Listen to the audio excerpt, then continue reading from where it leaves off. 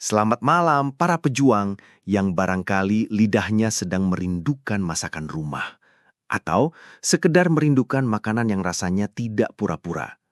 Kembali lagi bersama saya, Budi Santoso. Ini malam minggu. Harusnya waktunya santai. Tapi tadi sore, divisi saya disibukkan oleh sebuah kasus kriminal serius. KTB, kasus bubur tawar. Korban, satu mangkuk bubur ayam. TKP, kamar rawat nomor 308. Pelapor, Bapak Hartono, usia 65 tahun.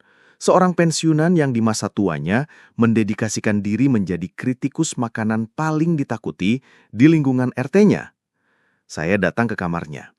Beliau sedang menatap mangkuk bubur di hadapannya dengan tatapan penuh kekecewaan. Seolah-olah bubur itu adalah sebuah janji yang diingkari. "Pak Bundi," katanya dengan nada dramatis. "Coba lihat ini." Saya lihat. Bubur. Warnanya pucat pasi, seperti harapan yang luntur kena hujan. Teksturnya? Ya ada, itu saja kelebihannya.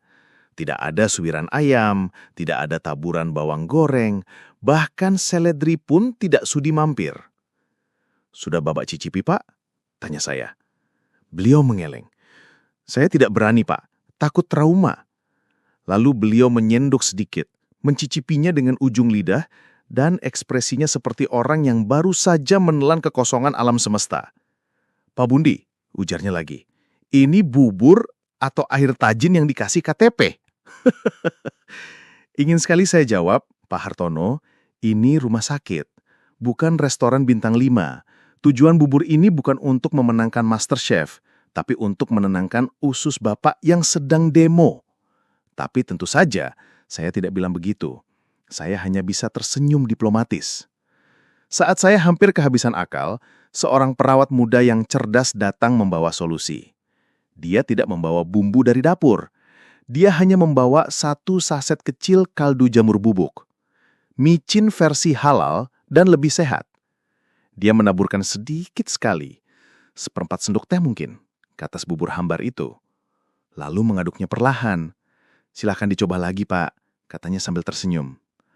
Pak Hartono menatap ragu.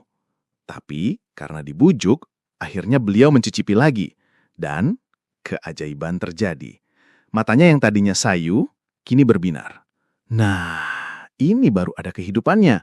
Gurih, ada rasanya. Beliau makan dengan lahap, seolah-olah baru menemukan kembali tujuan hidupnya. Saya jadi merenung dalam perjalanan kembali ke ruangan saya. Kadang-kadang, hidup kita ini terasa persis seperti bubur rumah sakit tadi. Hambar, pucat. Rutinitasnya itu saja. Bangun, kerja, macet, pulang, tidur. Besoknya diulang lagi. Kita tidak sedang sakit parah. Kita berfungsi. Tapi tidak ada rasanya saja. Kita sering menunggu datangnya hidangan utama untuk membuat hidup kita terasa lezat. Menunggu promosi jabatan, menunggu liburan ke Bali, menunggu dapat bonus besar, menunggu jodoh datang. Kita pikir kebahagiaan itu harus datang dalam porsi besar. Padahal, dari kasus bubur tawar tadi sore, saya belajar. Mungkin kita tidak butuh satu mangkuk rendang untuk bahagia. Mungkin yang kita butuhkan hanyalah sejumput micin. Micin kebahagiaan itu adalah hal-hal kecil yang bisa kita tambahkan sendiri ke dalam bubur kehidupan kita yang hambar. Telepon iseng ke teman lama, memutar lagu zaman SMA yang bikin senyum-senyum sendiri, beli es teh manis di siang yang terik, menyempatkan 5 menit untuk duduk diam di teras saat hujan. Hal-hal sepele yang sering kita abaikan, padahal itu yang memberi rasa gurih pada hari-hari kita.